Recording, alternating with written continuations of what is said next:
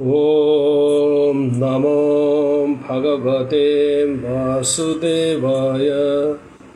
ഓം നമോ ഭഗവതേ വാസുദേവായ. ഓം നമോ ഭഗവതേ വാസുദേവായ. ഓം അജ്ഞാനതിമിരാന്ധസ്യ ജ്ഞാനാഞ്ജനശലാകയ ചക്ഷുരുന്മീലിതം യേന തസ്മൈ ശ്രീ ഗുരുവേ നമഃ.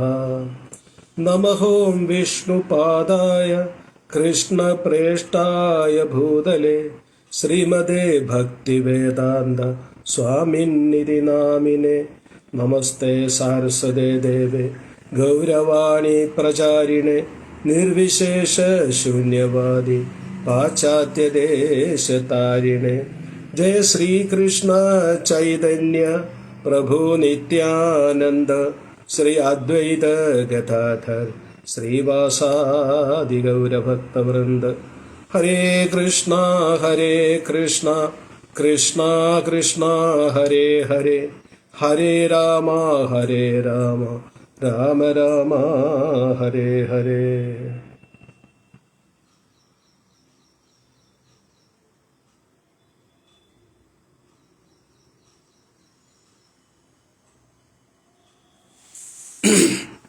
ഹരേ കൃഷ്ണ. നമ്മുടെ ഇന്നത്തെ ഗീതാ ക്ലാസ്സിലേക്ക് എല്ലാവർക്കും സുസ്വാഗതം. കഴിഞ്ഞ ക്ലാസ്സിന് മുമ്പിലത്തെ ക്ലാസ്സിൽ നമ്മൾ 2ാമത്തെ അധ്യായം ഫിനിഷ് ചെയ്തായിരുന്നു. കഴിഞ്ഞ ക്ലാസ്സിൽ 3ാമത്തെ അധ്യായം തുടങ്ങാനിരിക്കുമായിരുന്നു. ബട്ട് 2ാമത്തെ അധ്യായത്തിൻ്റെ കുറേ ക്ലാരിഫിക്കേഷൻ ആവശ്യമുള്ളത് കൊണ്ട് കഴിഞ്ഞ ക്ലാസ്സിൽ നമ്മൾ 2ാമത്തെ അധ്യായത്തിനെ കുറച്ചുകൂടി മനസ്സിലാക്കാൻ ശ്രമിക്കുകയായിരുന്നു. ഇന്ന് നമ്മൾ 3ാമത്തെ അധ്യായം തുടങ്ങുകയാണ്. വളരെ ഇമ്പോർട്ടൻ്റ് ആയിട്ടുള്ള, വളരെയധികം അറിഞ്ഞിരിക്കേണ്ട, വളരെയധികം പ്രാധാന്യമുള്ള ഒരു വിഷയമാണ് നമ്മൾ 3ാമത്തെ അധ്യായത്തിൽ ചർച്ച ചെയ്യുന്നത്. അതായത് 2ാമത്തെ അധ്യായത്തിൽ ഭഗവാൻ നമ്മളുടെ ഐഡൻറ്റിറ്റിയെക്കുറിച്ചായിരുന്നു പറഞ്ഞത്. അപ്പോൾ നമ്മുടെ ഐഡൻറ്റിറ്റി എന്താണെന്ന് നമുക്ക് മനസ്സിലായി. നമ്മൾ ഇന്നാളിൻ്റെ ഭാര്യ, ഇന്നാളിൻ്റെ ഭർത്താവ്, ഇന്നാൾ, ഈ പേര്, അതൊന്നും നമ്മുടെ ഐഡൻറ്റിറ്റി അല്ല. അത് ശാരീരികമായിട്ട് ബന്ധപ്പെട്ടാണ്. ശരീരം നശിക്കുന്നതുകൊണ്ട് ഐഡൻറ്റിറ്റി പോകും. നമ്മുടെ യഥാർത്ഥ ഐഡൻറ്റിറ്റി എന്ന് പറയുന്നത് നമ്മൾ ആത്മാവാണ്, ഭഗവാന്റെ ഒരു അംശമാണ്. ഇതാണ് നമ്മുടെ ഐഡൻറ്റിറ്റി. ഇനി നമ്മുടെ ഐഡൻറ്റിറ്റി മനസ്സിലാക്കി കഴിഞ്ഞപ്പം ഇനി നമ്മൾ മനസ്സിലാക്കണം നമ്മുടെ കർത്തവ്യം എന്താണ്.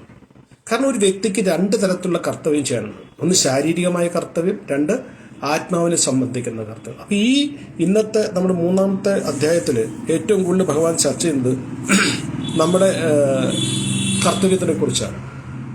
ആത്മാവുമായി ബന്ധപ്പെട്ട കർത്തവ്യം, ശരീരമായിട്ട് ബന്ധപ്പെട്ടും പറയുന്നുണ്ട്. എന്നാലും പ്രാധാന്യമുള്ളത് നമ്മൾ അറിഞ്ഞിരിക്കേണ്ടത് നമ്മളുടെ ആത്മാവുമായി ബന്ധപ്പെട്ട കർത്തവ്യമാണ്.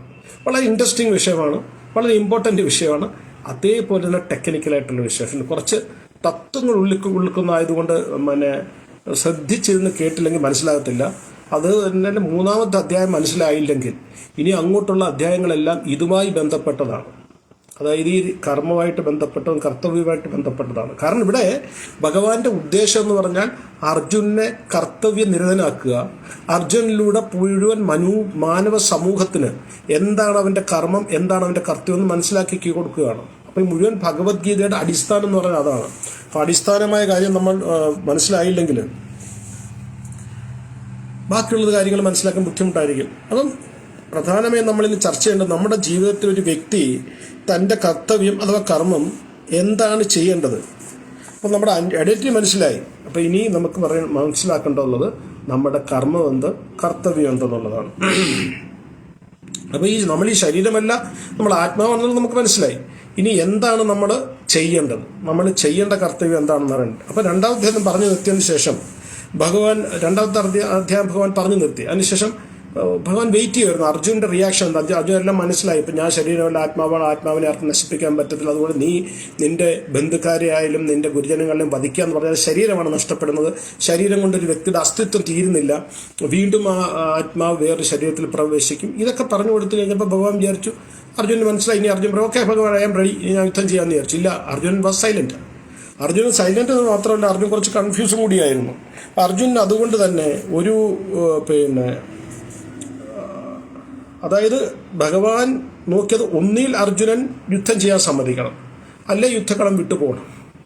ഏതെങ്കിലും ഒരു ഡിസിഷൻ അർജുനൻ എടുക്കണം. അതിനാണ് ഭഗവാൻ പോസ് എന്ന് വെയിറ്റ് ചെയ്തത്. പക്ഷെ നിർഭാഗ്യവശാൽ അർജുനൻ യാതൊരു ഡിസിഷനും എടുക്കാൻ പറ്റിയില്ല. അപ്പൊ അർജുനന്റെ ഒരു തരം നിർവികാരതയായിപ്പോയി. നിർവികാരത നിൽക്കുകയാണ്, എന്ത് ചെയ്യണമെന്നറിയാൻ നിൽക്കുകയാണ്. ഒരു തീരുമാനം എടുക്കാൻ ഇപ്പോഴും അർജുനന് കഴിയുന്നില്ല. അർജുനൻ മനസ്സിലായി ബുദ്ധിയോഗം നല്ലതാണ്, നിഷ്കാമ കർമ്മയോഗം നല്ലതാണെന്ന് അർജുനന് മനസ്സിലായി. പക്ഷെ അതെങ്ങനെ പ്രാവർത്തികമാക്കും അത് അർജുനന് മനസ്സിലാകുന്നില്ല. അപ്പൊ ഈ സംശയം ദൂരീകരിക്കുന്നതിന് വേണ്ടി അർജുനൻ ഭഗവാൻ ഒരു ചോദ്യം ചോദിക്കുകയാണ്. ആ ചോദ്യത്തോടെയാണ് 3-ാമത്തെ അധ്യായം തുടങ്ങുന്നത്. 3-ാമത്തെ അധ്യായത്തിന്റെ ആദ്യത്തെ ശ്ലോകം. അർജുന ഉവാച ധ്യായസി ചേത് കർമ്മണസ്തേ മതാ ബുദ്ധിർ ജനാർദ്ദന തത്കിം കർമ്മണി ഘോരേ മാം നിയോജയസി കേശവ. വളരെ മനോഹരമായ ചോദ്യം അർജുനൻ ചോദിക്കുന്നത്. ജായസി എന്ന് പറഞ്ഞാൽ ശ്രേഷ്ഠമായത്, എനിക്ക് ശ്രേഷ്ഠമായത്. അർജുൻ പറയുന്നത് ഹേ ജനാർദ്ദന, അല്ലെ ഭഗവാൻ ഇവിടെ 2 പേരിലാണ് അർജുനൻ വിളിക്കുന്നത്. ഒന്ന് ജനാർദ്ദന എന്ന് വിളിക്കുന്നത്, കേശവ എന്ന് വിളിക്കുന്നുണ്ട്. ഹേ ജനാർദ്ദന അല്ലയോ കേശവ, ഹേ ജനാർദ്ദന അല്ലയോ കേശവ, പല കാംക്ഷയോടെ ചെയ്യുന്ന കർമ്മത്തെക്കാൾ ശ്രേഷ്ഠമാണ് ബുദ്ധി എന്ന് കരുതുന്നുവെങ്കിൽ അങ്ങ് എന്തിനാണ് എന്നെ ക്രൂരമായി യുദ്ധത്തിന് പ്രേരിപ്പിക്കുന്നത്? ഭഗവാൻ പറഞ്ഞത് നിഷ്കാമ കർമ്മം ചെയ്യണം. അപ്പം നിഷ്കാമ കർമ്മ, നമുക്ക് ആ ചോദ്യം ഉണ്ടല്ലോ, കർമ്മണേവ അധികാരസ്തേവം ഫലേഷു കഥാചനം എന്നുള്ള ഒരു ശ്ലോകം വന്നായിരുന്നു. നിനക്ക് കർമ്മം ചെയ്യാൻ അധികാരമുള്ളൂ, കർമ്മത്തിന്റെ ഫലം ആഗ്രഹിക്കാൻ അധികാരമില്ല, ഫലത്തിന്റെ ഹേതുവാകാൻ അധികാരമില്ല. അതിന്റെ അർത്ഥം നിഷ്കാമ കർമ്മം ചെയ്യണമെന്ന് പറഞ്ഞു കഴിഞ്ഞാൽ ആഗ്രഹത്തോടെ ഫലം കാക്ഷിച്ചുകൊണ്ടുള്ള കർമ്മം ചെയ്യാൻ പാടില്ലെന്നാണ്. പിന്നെ ഭഗവാൻ പറഞ്ഞത് ബുദ്ധിയോഗം എന്നാണ് പറഞ്ഞത്. അപ്പൊ ഭഗവാനോട് അർജുനൻ ചോദിക്കുന്ന ചോദ്യം എന്ന് പറഞ്ഞു കഴിഞ്ഞാൽ, അങ്ങനെ ഫലകാംക്ഷയോടെ കർമ്മം ചെയ്യണ്ട എന്നുണ്ടെങ്കിൽ പിന്നെ എന്നെക്കുറിച്ച് ഈ ബുദ്ധിയോഗം എന്തിനാണ് ഉപേക്ഷിക്കുന്നത്, അല്ലെ ബുദ്ധിയോഗമാണെങ്കിൽ പിന്നെ കർമ്മത്തിനെ എന്തിനാണ് ഉപദേശിക്കുന്നതാണ്. അപ്പൊ ഈ അർജുനൻ 2 പേരിലാണ് ഭഗവാനെ വിളിക്കുന്നത്. ഒന്ന് ജനാർദ്ദനൻ, 2 കേശവൻ. ജനാർദ്ദനൻ എന്ന് പറഞ്ഞു കഴിഞ്ഞാൽ ജനങ്ങളോട്, അതായത് ജീവികളോട് ആർദ്ര ദയുള്ളവൻ എന്നാണ്. അപ്പൊ അർജുനൻ ചോദിക്കുന്നത്, അങ്ങനെയാണെങ്കിൽ, അതായത് അങ്ങ് ഒരു ജനങ്ങളോട്, ജീവികളോട് കൃപയുള്ളവനാണ്, ദയനുള്ളവനാണെങ്കിൽ എന്നെ ഈ ഘോരമായ കർമ്മത്തിലേക്ക് എന്തിനാണ് തള്ളിവിടുന്നത്? ഇവിടെ കോടിക്കണക്കിന് ആൾക്കാർ മരിക്കും. അപ്പൊ അതുകൊണ്ട് അങ്ങ് എന്തിനാണ് എന്നെ അങ്ങനെ? അത് അർജുനന്റെ കൺഫ്യൂഷൻ അതാണ്. അങ്ങ് കേശവനാണ്, ഭഗവാൻ എന്താ, ഹേ കൃഷ്ണ കരുണ സിന്ധു, കരുണയുടെ സമുദ്രമാണ് ഭഗവാൻ. അതൊക്കെ അർജുനൻ അറിയാം.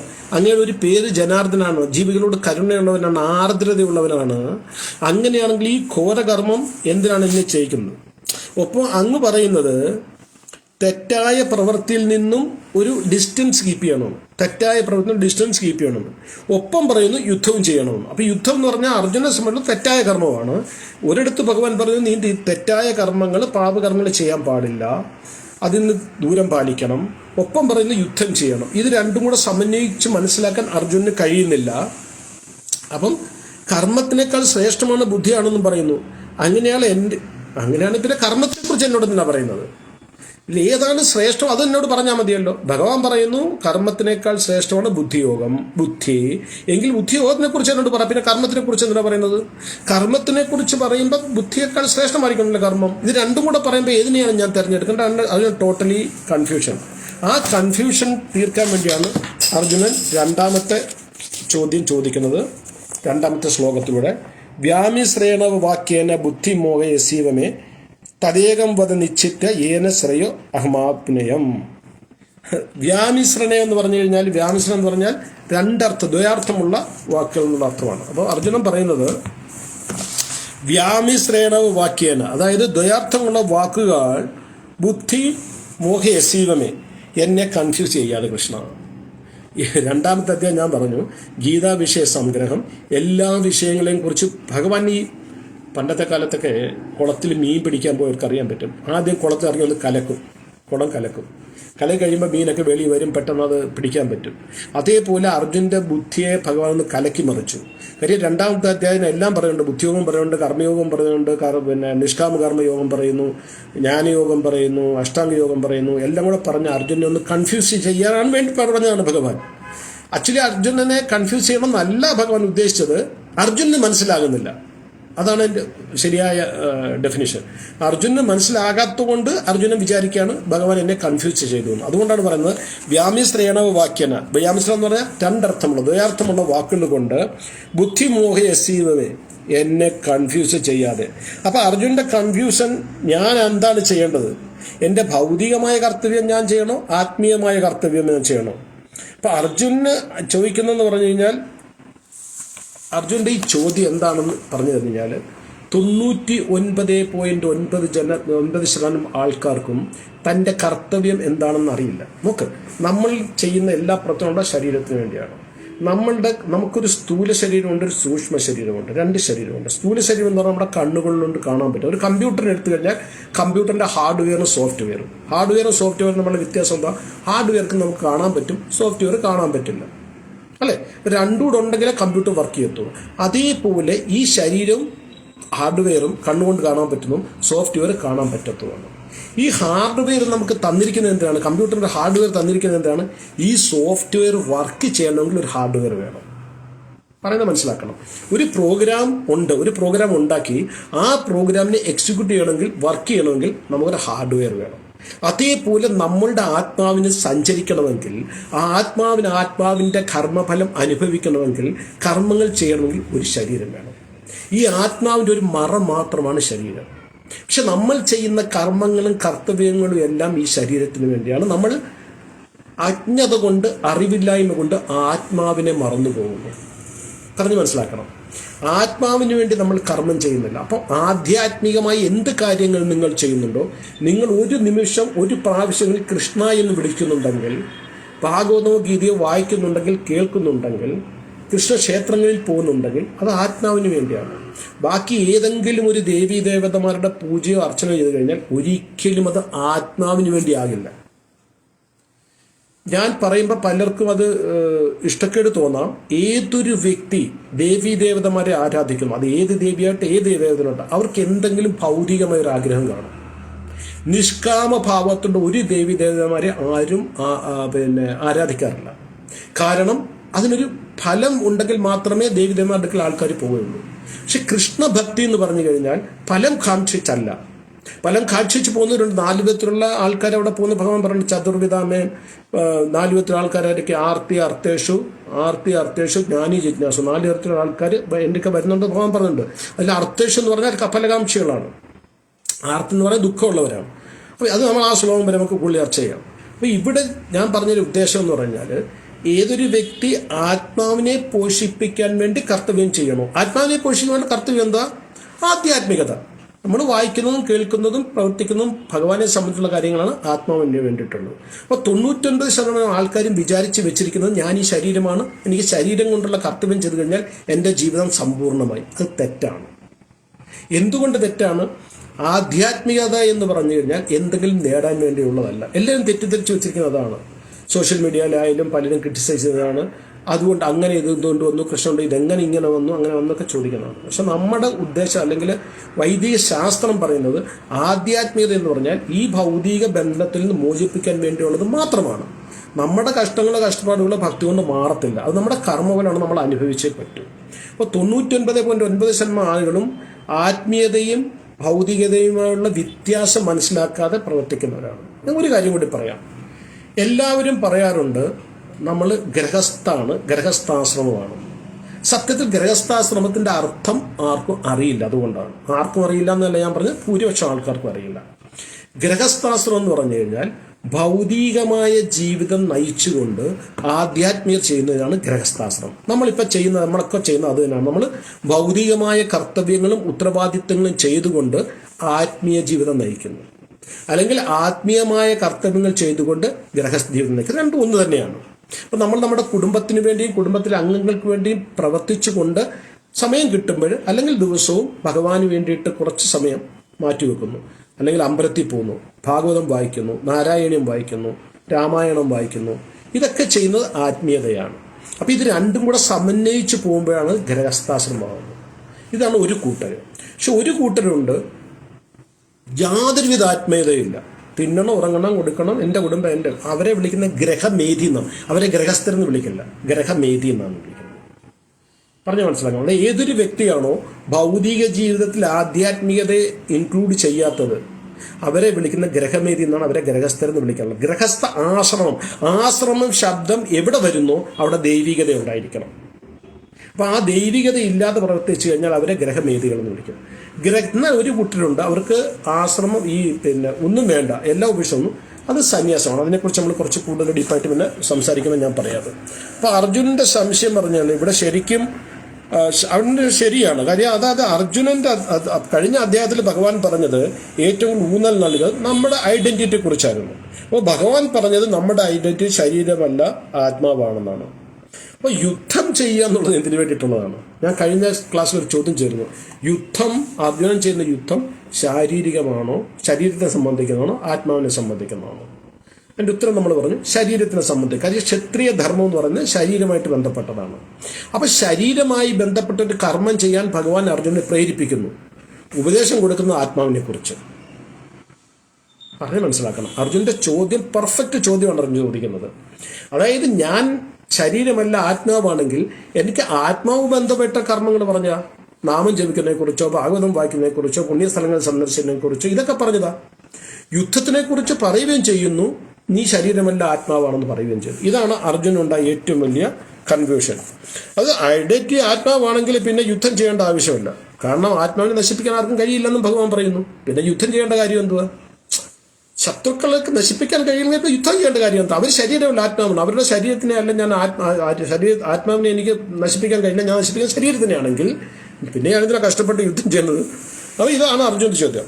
അപ്പം അർജുൻ പറയുന്നത്, കൃഷ്ണ എന്നെ രണ്ട് തരത്തിലുള്ള കാര്യങ്ങൾ പറഞ്ഞ് കൺഫ്യൂസ് ചെയ്യാതെ ഏതെങ്കിലും ഒരു ധർമ്മം പറയുക. അത് ഞാൻ എന്ത് ചെയ്യണം, ഞാൻ എന്ത് ധർമ്മമാണ് ചെയ്യേണ്ടത്? ഒന്നുകിൽ ശരീരത്തിൻ്റെ ധർമ്മം, അതായത് യുദ്ധം ചെയ്യണം, അല്ലെങ്കിൽ ആത്മാവിൻ്റെ ധർമ്മം ഭക്തി ചെയ്യണം. ഏതെങ്കിലും ഒന്ന് എന്നെ പറഞ്ഞ് കൺഫ്യൂസ് ചെയ്യണം. അപ്പോൾ അർജുനൻ പറഞ്ഞ രണ്ട് കാര്യങ്ങളും ടെക്നിക്കലായിട്ട് പറഞ്ഞാൽ രണ്ട് മാർഗങ്ങളാണ്, രണ്ട് വ്യത്യസ്ത മാർഗങ്ങൾ. അതായത് കർമ്മമാർഗമാണ്. അതായത് കർമ്മമാർഗം എന്ന് പറഞ്ഞു കഴിഞ്ഞാൽ ഓൺലി കർമ്മം മാത്രം ചെയ്യുക. രണ്ട് ജ്ഞാനമാർഗം. ജ്ഞാനം പറഞ്ഞാൽ ഫിലോസഫിക്കലായിട്ടുള്ള കാര്യങ്ങളാണ്, ആധ്യാത്മിക കാര്യത്തിൽ തന്നെ ഫിലോസഫിക്കൽ ആയിട്ടുള്ളതാണ്. അത് ജീവിതത്തിന്റെ യഥാർത്ഥ അവസ്ഥ എന്ന് പറഞ്ഞു കഴിഞ്ഞാൽ,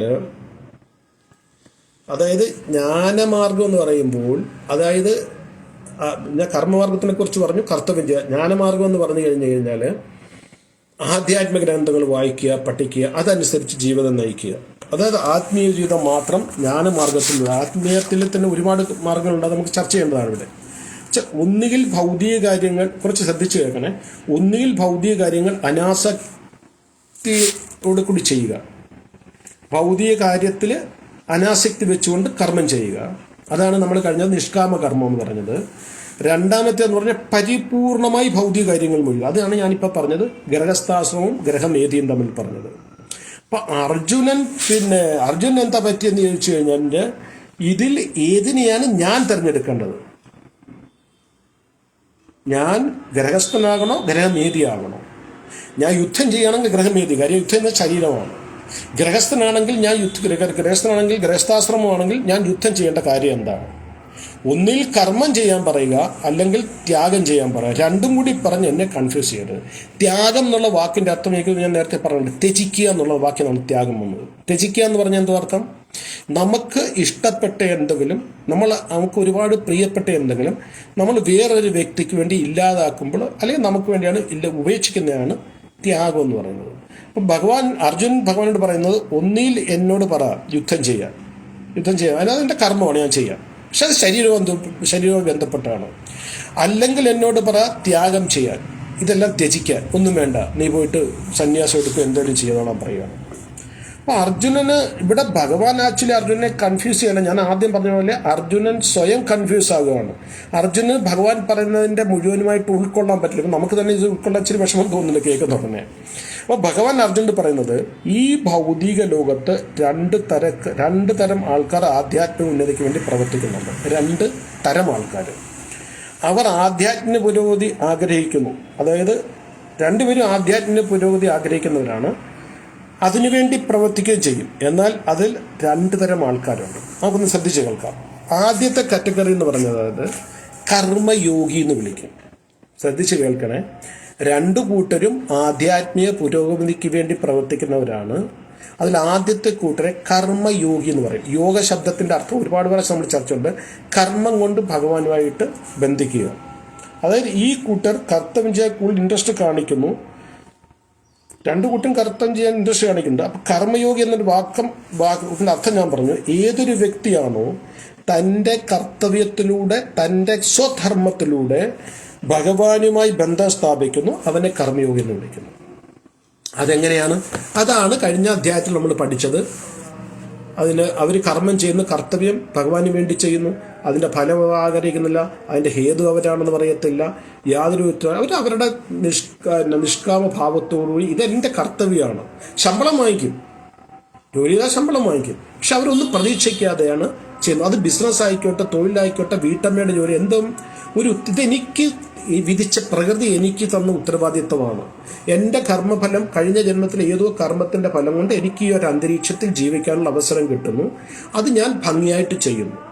അവർ ഈശ്വരന്റെ കൃപ കൊണ്ട് എല്ലാം എനിക്ക് ലഭിച്ചു എന്ന് പറഞ്ഞാണ് ചെയ്യുന്നത്. ഈ ജോലി എനിക്ക് കിട്ടി ഈശ്വര കൃപയാണ്. എനിക്ക് ഒരു ജോലിയില്ല, വീട്ടമ്മയായിട്ട് കിട്ടിയത് ഇതെന്റെ ഈശ്വര കൃപയാണ്. എനിക്ക് നല്ലൊരു കുടുംബം കിട്ടിയ ഈശ്വര കൃപയുണ്ട്, നല്ലൊരു ഭർത്താവിനെ കിട്ടിയ ഈശ്വര കൃപ കൊണ്ടാണ്, നല്ലൊരു ഭാര്യയെ കിട്ടിയത് ഈശ്വര കൃപ കൊണ്ട്. അവർക്ക് വേണ്ടി ഞാൻ കർമ്മം ചെയ്യുന്നു, ഇത് ഈശ്വര കൃപ കൊണ്ട്. അവരെല്ലാം ഭഗവാനുമായിട്ട് കണക്ട് ചെയ്യുന്നു. അതാണ് കർമ്മയോഗി എന്ന് പറയുന്നത്. അപ്പൊ കർമ്മയോഗി, ജ്ഞാനയോഗി എന്ന് പറഞ്ഞു കഴിഞ്ഞാൽ രണ്ടുപേരും ആധ്യാത്മിക പുരോഗതിക്ക് വേണ്ടിയിട്ട് പ്രവർത്തിക്കുന്നവരുണ്ട്. കർമ്മയോഗിയും നമ്മളിപ്പോൾ കർമ്മയോഗി നമ്മളെ പറയാം, കാര്യം നമ്മൾ നമ്മുടെ കർത്തവ്യങ്ങൾ ചെയ്യുന്നുണ്ട്, ആ കർത്തവ്യങ്ങളെ ഭഗവാനുമായിട്ട് ബന്ധിപ്പിക്കുന്നു. അപ്പൊ ജ്ഞാനയോഗി എന്ന് പറഞ്ഞു കഴിഞ്ഞാൽ ഏതൊരു വ്യക്തിയാണോ ആധ്യാത്മിക ജ്ഞാനത്തിലൂടെ ഭഗവാനുമായി ബന്ധം സ്ഥാപിക്കുന്നത്. രണ്ടുപേരും തമ്മിലുള്ള വ്യത്യാസം മനസ്സിലാക്കുക. കർമ്മയോഗി കർമ്മത്തിലൂടെ ഭഗവാനായിട്ട് ബന്ധം സ്ഥാപിക്കുന്നു. ജ്ഞാനയോഗി ആധ്യാത്മികമായ ജ്ഞാനം മാത്രം. അത് ഈ സന്യാസി ലെവലിലുള്ള സാധുക്കളൊക്കെ ഉണ്ടെല്ലാം അവർ എപ്പോഴും ജപിച്ചുകൊണ്ടിരിക്കുന്നു. അവർ വേറെ കർമ്മം ഒന്നും ചെയ്യുന്നില്ല, ഭൗതിക കർമ്മങ്ങൾ ചെയ്യാതെ ഭഗവാനുമായിട്ട് ബന്ധം സ്ഥാപിക്കുന്നു. അവരെയാണ് ജ്ഞാനയോഗി എന്ന് പറയുന്നത്. അപ്പൊ കർമ്മയോഗി തന്റെ കർമ്മത്തെ ത്യജിക്കുന്നില്ല, ഉപേക്ഷിക്കുന്നില്ല. ഗൃഹസ്ഥയാണ് അവർ ഉപേക്ഷിക്കുന്നില്ല. എന്ത് പ്രൊഫഷനാണോ, എന്ത് പ്രവൃത്തിയാണോ അത് ഉപേക്ഷിക്കാതെ തന്നെ ആധ്യാത്മികം ചെയ്യുന്നവരാണ് കർമ്മയോഗി എന്ന് പറയുന്നത്. നമ്മളൊക്കെ ആ കൂട്ടത്തിലുള്ളവരാണ്. നമ്മളുടെ കർത്തവ്യങ്ങൾ ചെയ്യുന്നു, നമ്മുടെ ഉത്തരവാദിത്വ ഭൗതികമായ കർത്തവ്യങ്ങൾ, കർമ്മങ്ങൾ, ഉത്തരവാദിത്വങ്ങൾ ചെയ്തുകൊണ്ട് ഭഗവാനുമായി നമ്മൾ ബന്ധം സ്ഥാപിക്കുമ്പോൾ നമ്മളെ കർമ്മയോഗി എന്ന് പറയുന്നു. ജ്ഞാനയോഗി തന്റെ കർമ്മത്തെ ത്യജിക്കാത്തവരുണ്ട്, ത്യജിച്ചേക്കാം, മുഴുവനും ഇല്ലെങ്കിൽ ചിലതൊക്കെ ഉണ്ട്, ഭാഗികമായിട്ട് ചെയ്യുന്നവരുണ്ട്, ത്യജിച്ചേക്കാം. അങ്ങനെ ത്യജിക്കുന്ന വ്യക്തിയാണ് നമ്മൾ പരിപൂർണമായിട്ട് ത്യജിച്ച് കഴിയുമ്പോഴാണ് അവരെ നമ്മൾ സന്യാസി എന്ന് വിളിക്കുന്നത്. സന്യാസി എന്ന് പറഞ്ഞു കഴിഞ്ഞപ്പോൾ ഒരു കാര്യം ഓർമ്മ വന്നത്, നമ്മുടെ ശാസ്ത്രപ്രകാരം കലിയുഗത്തിൽ സന്യാസം പറഞ്ഞിട്ടില്ല. 4 ആശ്രമമുണ്ട്. ബ്രഹ്മചാര്യാശ്രമം, ഗൃഹസ്ഥാശ്രമം, വാനപ്രസ്ഥം, സന്യാസം. ഇത് പലപ്പോഴും പറഞ്ഞിട്ടുള്ളതാണ്, എങ്കിലും വളരെ ഇമ്പോർട്ടൻ്റ് ആയിട്ട് പറയാണ്. ബ്രഹ്മചര്യാശ്രമം എന്ന് പറഞ്ഞാൽ നമ്മളുടെ ശാസ്ത്രപ്രകാരം 25 വയസ്സ് വരെയാണ്. 25 വയസ്സ് വരെ നമുക്ക് വിദ്യാഭ്യാസം, തൊഴിൽ നേടി അഭ്യസിച്ച് ഒരു പരുവത്തിലെത്തിച്ച ശേഷം കുടുംബ സംബന്ധമായ ജീവിതം 25 വയസ്സ് വരെയാണ്. വിവാഹം കഴിച്ചിട്ട് 50 വയസ്സ് വരെ, 50 വയസ്സ് വരെ കുടുംബത്തിന് വേണ്ടി ജീവിക്കണം. 50 വയസ്സ് കഴിഞ്ഞാൽ ക്രമേണ ഇതിൽ നിന്ന് മാറണം, ഈ അറ്റാച്ച്മെന്റിൽ നിന്ന് മാറിയിട്ട് 75 വയസ്സ് വരെ വാനപ്രസ്ഥാശ്രമമാണ്. പണ്ടത്തെ കാലത്ത്, അതായത് ദ്വാപരയുഗത്തും കഴിഞ്ഞിട്ട് ഏതാണ്ട് കലിയുഗത്തിന്റെ ആരംഭം വരെ. കലിയുഗത്തിന്റെ ആരംഭം എന്ന് പറയുമ്പോൾ നമ്മുടെ ഈ പാണ്ഡവരൊക്കെ രാജഭരണം ഉപേക്ഷിച്ച് പോകുന്നത് കലിയുഗത്തിന്റെ ആരംഭത്തിലാണ്. അന്ന് വാനപ്രസ്ഥം എന്ന് പറഞ്ഞാൽ വീട് വിട്ടിറങ്ങുകയാണ്. ഒറ്റ ദിവസം കൊണ്ടാണ് എല്ലാവരും വീട് വിട്ടിറങ്ങി വനത്തിൽ പോയി താമസിച്ച് അവർ പ്രാണായാമത്തിലൂടെ അല്ലെങ്കിൽ അഷ്ടാംഗ യോഗത്തിലൂടെ പരിപൂർണം നേടി അവർക്ക് ഏത് സമയത്ത് ശരീരം ഉപേക്ഷിച്ച് ഏത് ഗ്രഹങ്ങളിൽ പോവാം അവിടെ പോകാൻ കഴിയുമായിരുന്നു. പക്ഷെ ഇന്ന് അതിനുള്ള സൗകര്യങ്ങളൊന്നുമില്ല. ഇന്ന് നമുക്കൊന്ന് കഴിയാത്തതുകൊണ്ട് എന്താ ചെയ്യുന്നത് പറഞ്ഞാൽ, സ്വന്തം വീട്ടിൽ തന്നെ ഒരു 50 വയസ്സ് കഴിഞ്ഞു കഴിഞ്ഞാൽ കൂടുതൽ ഈ ഉത്തരവാദിത്തങ്ങൾ മക്കളെയും കൊച്ചുമക്കളെ ഏൽപ്പിക്കുക. നമ്മളൊരു സൈഡിലോട്ട് ഒതുങ്ങുക. ആവശ്യമില്ലാത്ത കാര്യങ്ങൾ ഇടപെട്ട് എന്ത് കൂട്ടാൻ വെക്കണം, എന്ത് പച്ചക്കറി വാങ്ങിക്കണം, മീൻ വാങ്ങണോ, തേങ്ങ വാങ്ങണോ, മാങ്ങ വാങ്ങണോ, വീടിന് ഏത് കളറടിക്കണം, കട്ടൻ്റെ കളർ എന്തായിരിക്കണം, സോഫ വാങ്ങണോ, സെറ്റ് വാങ്ങണം, ഇതിലൊന്നും ഇടപെടാതിരിക്കുക. നമ്മൾ ഇത്രയും നാളും അതല്ലേ ചെയ്തത്. അതിൻ്റെ ജീവിതത്തിൽ എന്ത് മാറ്റമുണ്ട്? ഇനി അത് അടുത്ത തലമുറയ്ക്ക് കൊടുക്കുക. ഞാനിപ്പോൾ എൻ്റെ മോൻ്റെ കല്യാണം കഴിഞ്ഞ വർഷത്തിൽ ഒരു കാര്യത്തിലും ഞാൻ അഭിപ്രായം പറഞ്ഞിട്ടില്ല. ഇന്നത് വേണം, നിങ്ങൾ തീരുമാനിക്കുക, പൈസ വേണോ ഞാൻ തരാം. ബാക്കി ഒരു കാര്യത്തിലൊന്നും സ്വർണം എടുക്കാനായാലും ശരി, തുണി എടുക്കാനായാലും ശരി, ലോൺസ് ബുക്ക് ചെയ്യാനായാലും ശരി, അതിൻ്റെ മെനു ഫിക്സ് ചെയ്യാനായാലും ശരി, എവറിത്തിങ് ഞാൻ അവർക്ക് വിട്ടുകൊടുത്തു. കാരണം അവർ പ്രായമായി, അവർ പ്രാപ്തരാಗಿ. എന്നും നമ്മളിൽ മുട്ട അടച്ച് ചെന്ന് കഴിഞ്ഞാൽ അവർ ഇന്ന് ഞാൻ മരിച്ചു കഴിഞ്ഞാൽ അവരെങ്ങനെ ജീവിക്കും? നമ്മൾ ഇല്ലാതായി കഴിഞ്ഞാൽ അവർക്ക് ജീവിക്കണ്ടേ? എന്നും നമ്മളിങ്ങനെ അവരെ കെട്ടിപ്പിടിച്ചുകൊണ്ടിരുന്നാൽ പറ്റുമോ? നമ്മൾ വിചാരിക്കും നമ്മളില്ലെങ്കിൽ നമ്മളിപ്പോൾ ഹാർട്ട് അറ്റാക്ക് മരിച്ചു കഴിഞ്ഞാൽ അവരുടെ കുഞ്ഞുങ്ങൾ ജീവിക്കില്ലേ? അവർ ജീവിക്കില്ലേ? ജീവിക്കും. നമ്മൾക്ക് വേണ്ടി എപ്പോഴാണ് ജീവിക്കുന്നത്? ഈ ശരീരം നമ്മൾ ഉപേക്ഷിച്ച് കഴിഞ്ഞാൽ നമുക്കൊരു നല്ല ശരീരം കിട്ടണമെന്നുണ്ടെങ്കിൽ നമ്മൾ ആധ്യാത്മികമായിട്ട് ഇതിൽ നിന്നൊക്കെ മാറണം. ഭഗവാൻ 8ാമത്തെ അധ്യായത്തിൽ 6ാമത്തെ ശ്ലോകത്തിൽ പറഞ്ഞ യം വാവി ഭാവം ത്യജന്തേ കളയവരെ. ആ ഒരു മനുഷ്യൻ മരിക്കുന്ന സമയത്ത് എന്തിനെ ഓർത്തുകൊണ്ട് മരിക്കുന്നു, അവർക്ക് അതിനനുസരിച്ചുള്ള ശരീരമാണ് പ്രതി കൊടുക്കുന്നത്. ഏതൊരു വ്യക്തി ഗ്രഹമേധിയും ഗ്രഹസ്ഥനും തമ്മിലുള്ള വ്യത്യാസം ഞാൻ പറഞ്ഞു. ഗ്രഹമേധിയായിട്ട് ജീവിക്കുന്നു, അവർ മരണസമയത്ത് ആ ഗ്രഹത്തിലുള്ളവരെ വ്യക്തിയെക്കുറിച്ച് ഓർക്കും. ഭാര്യയ്ക്ക് ഭർത്താവിനോട് കൂടുതൽ ആസക്തിയാണ്. മരിക്കുന്ന സമയത്ത് ഭർത്താവിനെ ഓർത്തുകൊണ്ട് മരിച്ചു കഴിഞ്ഞാൽ അടുത്ത ജന്മത്തിൽ ഒരു പുരുഷ ശരീരം കിട്ടും. ഭർത്താവ് ഭാര്യയോട് ആസക്തിയായിട്ട് ഭാര്യയെ മാത്രം ഓർത്തുകൊണ്ട് കഴിഞ്ഞു കഴിഞ്ഞാൽ അടുത്ത ജന്മത്തിൽ ഒരു സ്ത്രീയുടെ ശരീരം കിട്ടും. ഈ സ്ത്രീയുടെയും പുരുഷന്റെയും പട്ടിയുടെയും പൂച്ചയുടെ ശരീരം എത്രയും നാളുകൊണ്ട് നമുക്ക് കിട്ടിക്കൊണ്ടിരിക്കുന്നു. ഇതിൽ നിന്ന് വെളിയിൽ വരാൻ വേണ്ടിയിട്ടാണ് ആധ്യാത്മികത. കുടുംബം മാത്രമായിട്ട് പറഞ്ഞിരിക്കുന്നവര് മരണസമയത്ത് അത് ഓർത്തു കഴിഞ്ഞാൽ ആ കുടുംബത്തിൽ ചെന്ന് വീണ്ടും ജനിക്കും. കർമ്മങ്ങൾ ശരിയല്ലെങ്കിൽ ആ വീട്ടിൽ തന്നെ പട്ടിയോ പൂച്ചയോ കോഴിയോ കാക്കയോ പാറ്റയോ എലിയായിട്ടൊക്കെ ജനിക്കും. അതുകൊണ്ടാണ് ഒരു 50 വയസ്സ് കഴിയുമ്പോൾ ഇതിൽ നിന്നൊക്കെ വിഡ്രോ ആയിട്ട് 5ാമത്തെ വയസ്സ് മുതൽ ഭക്തി തുടങ്ങുന്നതാണ്. പ്രഹ്ലാദ് മഹാരാജ് ഭാഗവത്തിൽ പറയുന്നുണ്ട്. കൗമാരെ ആചരോ പ്രാജ്ഞ എന്ന് പറഞ്ഞിട്ടൊരു ശ്ലോകം വരുന്നുണ്ട്. കൗമാര പ്രായത്തിൽ തന്നെ ഭക്തി തുടങ്ങണം. കാരണം ഏത് നിമിഷവും മരിക്കുന്ന 50 വയസ്സ് വരെ 60 വയസ്സ് ജീവിക്കേണ്ട ഗ്യാരണ്ടി എന്താ? അപ്പോൾ പറഞ്ഞതിന്റെ അർത്ഥം എന്ന് പറഞ്ഞു കഴിഞ്ഞാൽ കുടുംബജീവിതത്തിന് ഓരോ ശ്രേണി പറഞ്ഞിട്ടുണ്ട്. ഈ വാനപ്രസ്ഥം കഴിഞ്ഞ 75 വയസ്സ് കഴിയുമ്പോൾ സന്യാസത്തിലോട്ടാണ് പോകുന്നത്. പക്ഷെ കലിയുഗത്തിൽ സന്യാസം പല കാരണങ്ങളിലും നിഷിദ്ധമാണ്. ആർക്കും സന്യാസം കലിയുഗത്തിൽ പറഞ്ഞിട്ടില്ല. പക്ഷെ വാനപ്രസ്ഥാശ്രമം അത് സ്വീകരിക്കേണ്ടത് നമ്മുടെ ഉത്തരവാദിത്തമാണ്. ഇല്ലെങ്കിൽ വീണ്ടും ഈ ഭൗതിക ലോകത്ത് വന്നുകൊണ്ടിരിക്കും. അപ്പൊ അർജുനൻ വിചാരിച്ചത് ഒന്നുകിൽ ഞാൻ യുദ്ധം ചെയ്യും, ഇല്ലെങ്കിൽ ഞാൻ സന്യാസം സ്വീകരിക്കും. അപ്പൊ അർജുനെ സംബന്ധിച്ചിടത്ത് ഈ 2 കാറ്റഗറിയും വ്യത്യസ്തമാണ്. പക്ഷെ ഭഗവാൻ പറഞ്ഞത് ഇത് വ്യത്യസ്തമല്ല, 2 ഡിഫറെന്റ് ഡെസ്റ്റിനേഷനിൽ എത്തിക്കും. ഇത് 2 ഡിഫറെന്റ് ഡെസ്റ്റിനേഷനിൽ എത്തിക്കും. അതായത് സന്യാസവും കർമ്മവും 2 വ്യത്യസ്തമായ ഡെസ്റ്റിനേഷൻ നമ്മളെ എത്തിക്കും. അപ്പൊ അർജുനൻ വിചാരിക്കുന്നത് ഇത് 2 വ്യത്യസ്ത ലക്ഷ്യങ്ങൾ എത്താനുള്ള 2 വ്യത്യസ്ത മാർഗങ്ങളാണെന്ന്. അല്ല, ഭഗവാൻ പറയുന്നത് അർജുനന്റെ നിഗമനത്തെ ക്ലാരിഫൈ ചെയ്തുകൊണ്ട് പറയുന്നത്, അർജുന ഇത് 2 വ്യത്യസ്ത മാർഗങ്ങളല്ല, ഒരേ മാർഗത്തിലെ 2 വ്യത്യസ്ത ലെവലുകൾ മാത്രമാണ്. 2 ഡിഫറെന്റ് സ്റ്റേജസ് ആണ്. അതായത് ഒന്ന് കർമ്മയോഗത്തിന്റെ സ്റ്റേജ്, രണ്ടാമത് ജ്ഞാനയോഗത്തിന്റെ സ്റ്റേജ്. അപ്പൊ കഴിഞ്ഞ ക്ലാസ്സിൽ നമ്മൾ പറഞ്ഞിരുന്നു, കർമ്മയോഗത്തിൽ ജ്ഞാനവും അനാസക്തിയും ആഡ് ചെയ്യുമ്പോൾ അത് ജ്ഞാനയോഗമായി മാറുന്നു.